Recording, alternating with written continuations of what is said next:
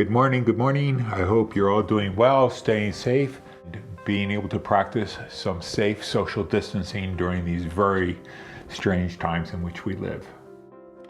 I think we find these really perplexing times right now because we, especially those of us who live in the West, have had relative security and stability really since the end of World War II.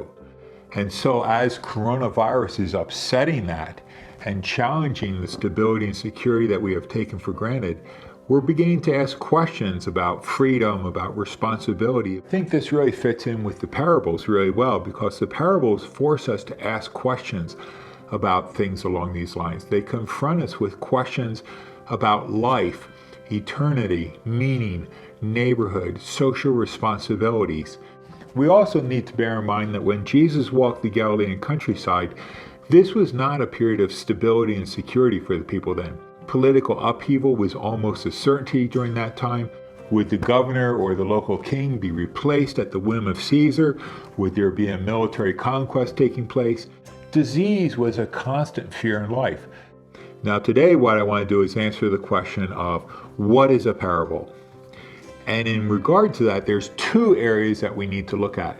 First is the Old Testament background and also a little bit with the ancient Near East. And then the second one is rabbinic literature that sheds light on the period in which Jesus lived. How did the rabbis teach during this time?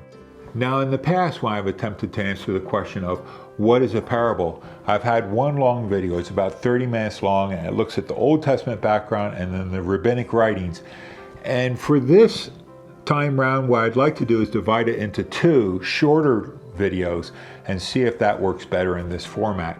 So, without further ado, let's grab our coffee and dive into what is a parable and specifically, were there parables in the Old Testament?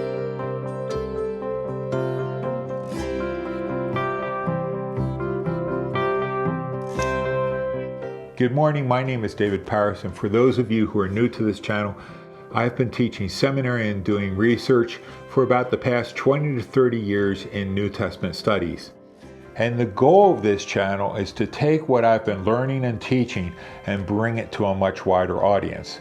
So if you find these videos useful and beneficial and you like them, please be sure to subscribe down below and hit the notifications. That way YouTube will notify you every time I post a new video. And also be sure to share it with your friends.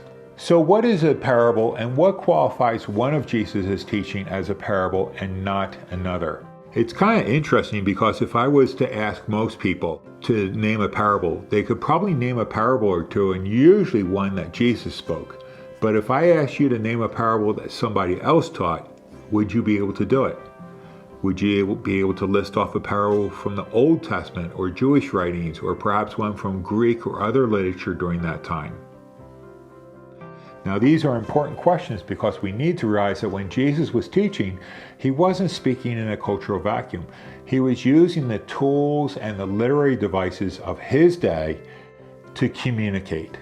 One of the first things we need to realize is that the Greek word parabole means to throw one thing next to another, and used literally it means to throw the idea of a shepherd next to the idea of God. How does shepherd help explain God? When they were translating the Old Testament from Hebrew into Greek, they used the Greek word parabole to translate a Hebrew word mashal. Now, in order to understand how parabole or parable was used in the New Testament, we need to understand its translation off the Hebrew scriptures for the word mashal. Now, before we jump into the Old Testament, I just want to touch for a second on the wider cultural background to the use of parables.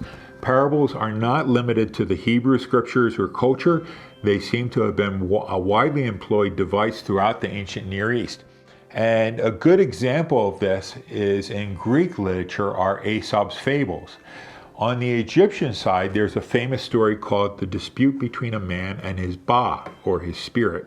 And it's this rather sarcastic debate between a man's spirit and him about the unpredictability and the futility of life.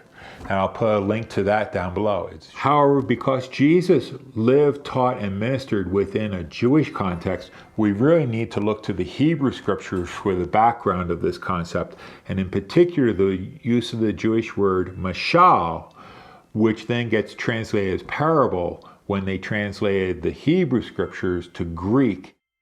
Now, this Hebrew verb mashal means to be like something. And perhaps one of the best passages that we can look at to understand this is Proverbs chapter 1, verse 1, where it says the Proverbs of Solomon. And the Hebrew that's used there is the mashal of Solomon.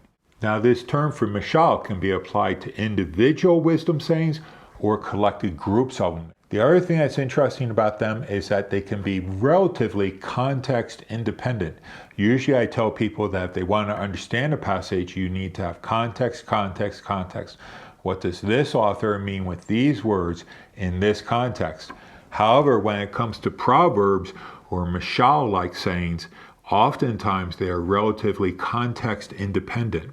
As a result, because they have this connotative language and they're context independent, it really sets a premium on the reader or the listener to discern what the meaning of that proverb is. Our mashal have other uses as well.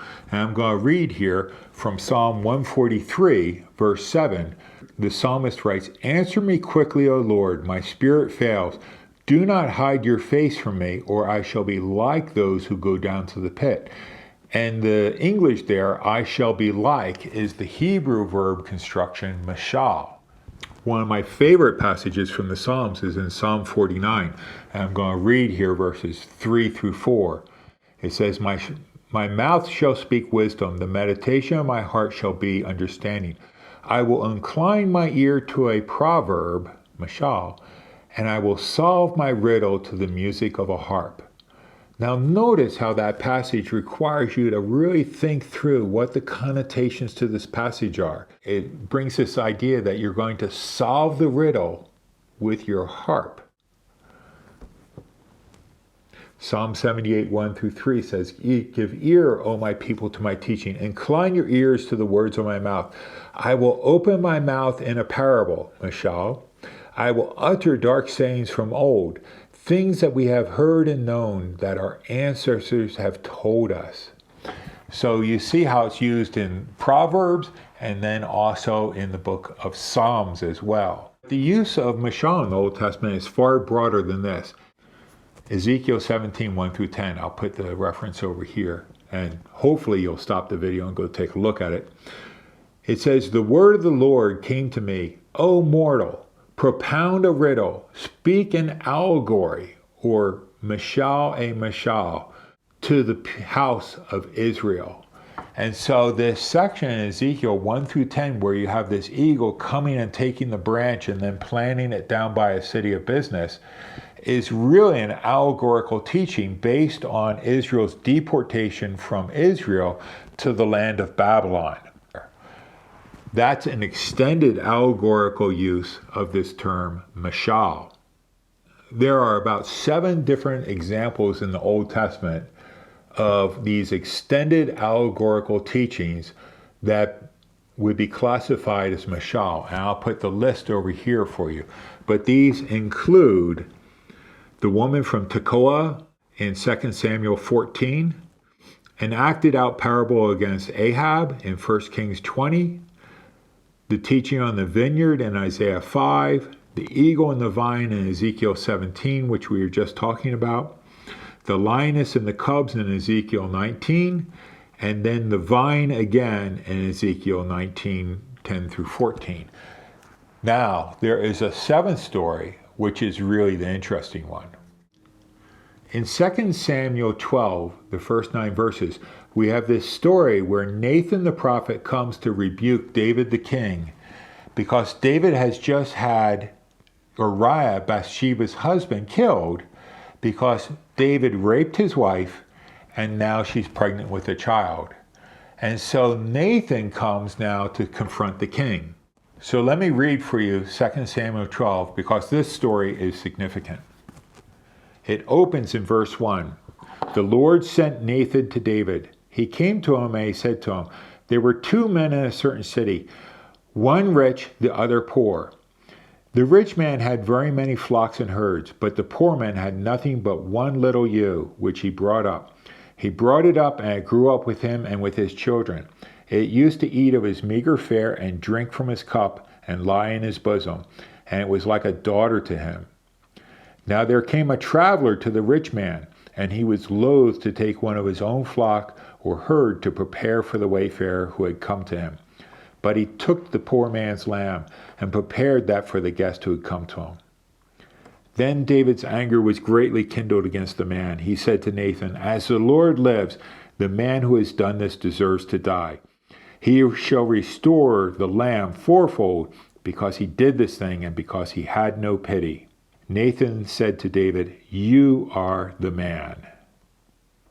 Now, unlike Ezekiel 17, which requires a very extensive allegorical code to understand the eagle and the vine and the city of trade and the waters, to understand this whole allegorical connection between Israel and that Babylonian captivity and what God is doing with the people there, this story has relatively few allegorical connections. You have the connection between rich man and David, but after that things begin to break down. It's really a very simple story taken from everyday life of about a rich man and a poor man. They both have animals. The rich man has many flocks and herds. The poor man has one. But then when a guest comes, the rich man abuses his position and social standing and power. He has the poor man's animal taken and killed so that he can provide hospitality to his guest that has come to him. David's anger is then kindled against this and makes a judgment. Now notice what is going on here and the use of this mashal type teaching. If Nathan had gone into the palace room and told David, "You took Uriah's wife, raped her, she's pregnant now, and then you had her husband killed so that you could cover up your crimes," I think Nathan would have found himself life impaired pretty quickly. Nathan's story provided a place for David to work out the ramifications of what has taken place here in a safe manner and realize its implications. And then when Nathan turns that on him and says, "You're that man," he is really without any form of defense. He realizes what he has done and that this is out in the open and that judgment is being exercised upon him. And the surprising thing is, he's the person who has uttered the judgment upon himself. Now, this story is perhaps the closest in the Old Testament to the parables of Jesus that we're going to look at in the New Testament. These mashal sayings in the Old Testament provide a context for us to understand Jesus' teachings in the New Testament. Jesus' teachings cover a wide range of literature also. Just like in the Hebrew scriptures, a mashal applies to the sayings in the Proverbs or collections of the Proverbs, to use in the Psalms, to Ezekiel's extended allegorical references in 17, and then over to Nathan's rebuke of David. The same way when we come over to the New Testament, you have very, very short proverbial type sayings. Luke 4:23, where Jesus says, "Surely you will quote the parable to me, 'Physician, heal thyself.'" Only 3 words long, a lot like a quote right out of the book of Proverbs. All the way up to extended stories like the Good Samaritan, which is a lot like David's being rebuked by Nathan. It's an extended story that the reader or hearer dwells within and then allows them to think over the implications of it. So the mashal sayings that then get translated as parable when we translate over to the Greek helps us understand what's going on in the gospel accounts when Jesus then begins to teach parables in the Jewish countryside. I'm going to close there.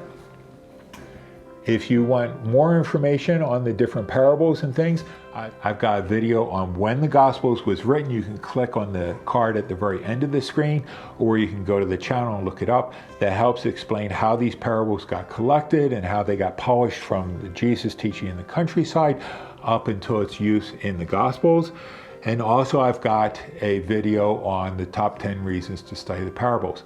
And as I was saying, we're going to be spending all summer studying the parables here. So we're going to have about 10 weeks worth of videos on the parables. I hope you find them beneficial, and I hope you find them as interesting as I do and as provocative as I do also.